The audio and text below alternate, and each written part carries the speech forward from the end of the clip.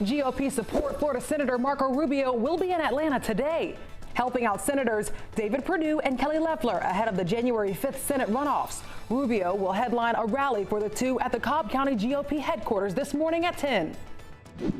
I'm John Schierick. Georgia heading for a possible recount of the state's presidential vote, recounting nearly 5 million ballots by hand this time at the request of President Trump, who believes recounts in close states could win him re-election.